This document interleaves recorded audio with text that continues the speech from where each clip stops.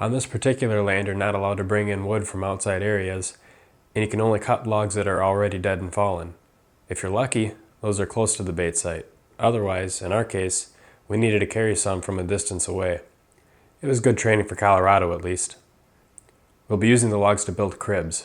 Now this is what I'm referring to when I talk about cribbing. I'm using this tree as a hard stop, and then I'm placing logs in a wedge to build up sidewalls. So we got a back wall and two sidewalls. So what that's going to do is when we have bait in the middle here, that's going to hopefully persuade the bears to come in a certain direction, which gives us a broadside shot from the tree that we're going to be hunting at. So then what we want to do, once we have the sidewalls, we have the backstop, I placed another log, real small one, just across. So now what that allows us to do is we can take more logs now, lay them across the top. So once we have that bait in, we cover it up with logs, and then that's going to keep the raccoons and whatever else might come in to steal the bait from getting in there. And then when we come back in, after like the second or third time we bait, and the logs are thrown about, then we know for sure that a bear's been hitting this. We know that it hasn't been just birds and small game that have been munching away at it for the couple weeks. Here we got Matt throwing down 5 gallons of cracked corn, 5 gallons of trail mix, fruit snacks, frosting, and scent on the first weekend of legal baiting. We just placed 2 that weekend, and only mine was hit. So the following weekend, we placed 2 more. I put trail cameras over mine. So the plan today is to come in and check the bait sites that we got going. If they've been hit, I know I can come back in with a full load of bait. And if not, then I know I don't need to go through the work. So to start off with, I'm just going to hit each of these one at a time.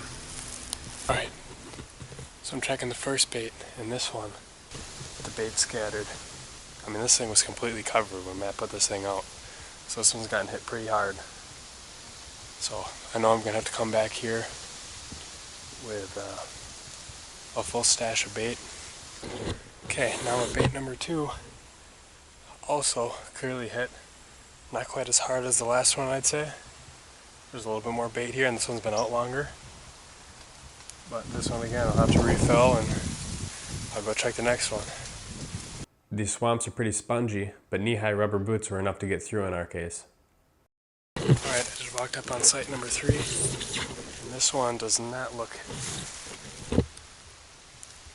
And this one had a trail camera added too, so I'm going to pull this trail camera out, and I'll put it at one of the other bait sites that's been hit. The trail cam did show 1 buck that came and ate from the gaps in the logs. Here's something I want to touch on, is that you can see we start to have acorns falling. There's natural food in the woods, and that always makes baiting the bears harder because, again, it's competition type of thing. You're competing against all of the natural browse and food around you. So you really have to have something special to draw those bears in if it's a year with a heavy acorn crop, or if you've got agriculture around, that type of thing. Moment of truth, last bait here, this is the one that you guys watched me put out, or watched me set up when I was scouting. Wait till you see this.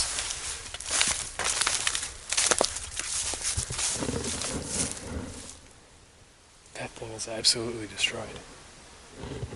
I can't wait to check the trail camera pictures. Alright, so this is the mix I go into the woods with. We got 5 gallons of corn, cracked corn, 5 gallons of trail mix, fruit snacks, and then we got the pan, the stove for the sugar burn. And I also got some frosting I'm going to bring along and just spread that.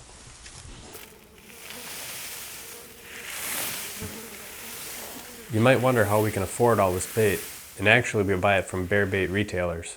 They acquire massive quantities of sweets and nuts that are usually past an expiration date and can't be sold for human consumption anymore. So I picked up a 55-gallon drum of that trail mix for only about 75 bucks.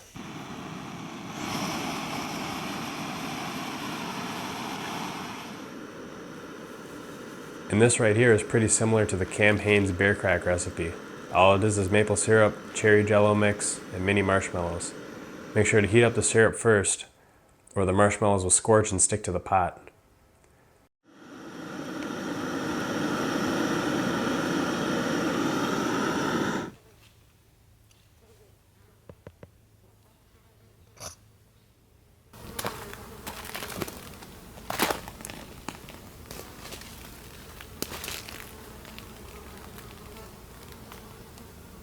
Then I follow it up with some hot grease. What I don't show is spraying the scent, but it's very important. We use bacon and blueberry scents, as well as a mix of vegetable oil and anise extract.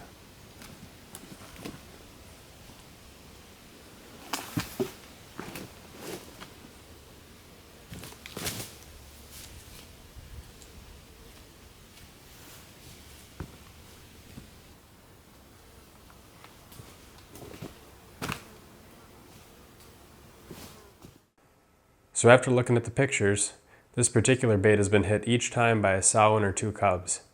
Shooting sows is legal in Minnesota, but it's not the same as shooting a white-tailed doe, for example.